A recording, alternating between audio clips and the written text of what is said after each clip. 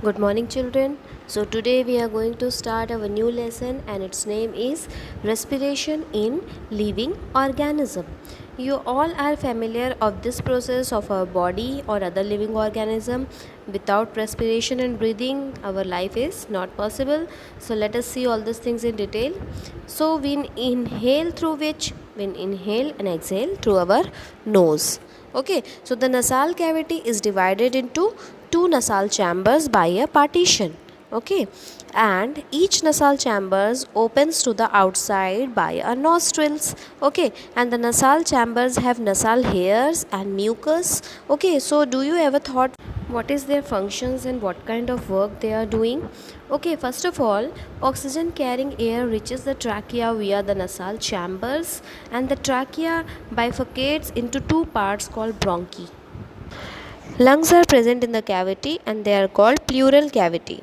Okay, sometimes you have seen a honeycomb and the small cavities in that. Okay, so many similar cavities called alveoli also found on the inner wall of the lungs. Okay, so inner wall of the alveoli is lined by a thin membrane and that has blood capillaries in it. You can see in this picture, and the end of the bronchi opens up into this alveoli. Okay, and the at the bottom of the pleural cavity is a muscular partition and that are called diaphragm.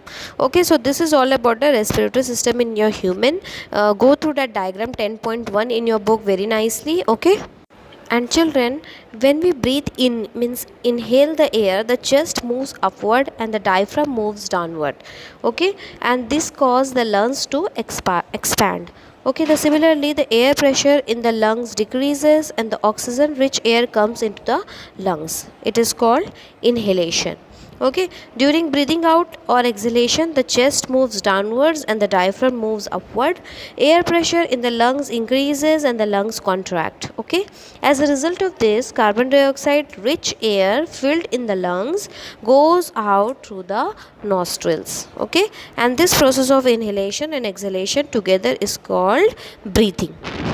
So children, number of times a person breathes in a minute is termed as breathing rate. Okay, so many during the chemical reactions, so many energies also released. Enzymes speed up the rate of reactions, and this is called cellular respiration.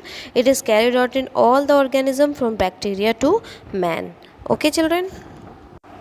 But do you ever thought when oxygen rich air reaches the alveoli, where it goes? Okay, when oxygen rich air reaches the alveoli, oxygen is taken up by the blood and transported to the cells of the entire body, because each and every parts of the body needs oxygen. So in the cells, the oxygen reacts with sugar to form carbon dioxide, and this is one type of reaction which happens inside our body, and water vapor and energy is released. Okay, so now you understood how organism get the energy to do work. Okay, so this energy is a result of many chemical reactions during respiration. Understood? Now we will see about respiration in other organism, and firstly we are going to see about respiration in fish. So as I told you, all human beings, all living beings and all other living organism in this world is respiring. So like human beings, cows, buffaloes, lizards, birds, all are having respiratory organs as the lungs, but there are some organism that respire through gills. Fish is among them, and you might have seen a fish opening and closing its mouth regularly. There are flaps on both the sides of the head.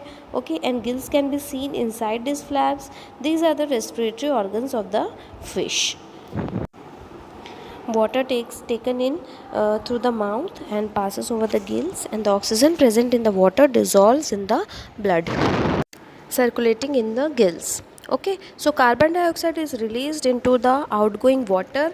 So insects like butterfly, cockroach, mosquito, etc. have a network of respiratory pipes, and that are called trachea, spread throughout the body. Okay, so these tracheas open to the outside through opening called spiracles. See, this is earthworm. Okay, earthworm also respire through the skin. Okay, they do not have any special respiratory organs, but skin is very soft, thin and porous and acts like a respiratory organs. Okay, so like this way so many organisms respire.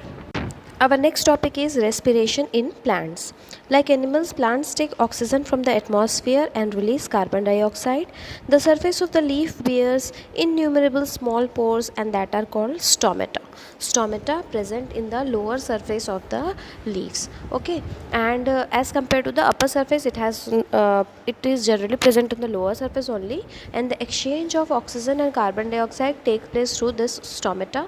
So water vapors also goes out to the leaf through stomata. So the main this thing for the respiration is stomata only. Okay, so like this way plant also respire. So this chapter is very small, children. We have finished this chapter. So next class we are going to see the question answers and objectives of this lesson. Till the time, thank you.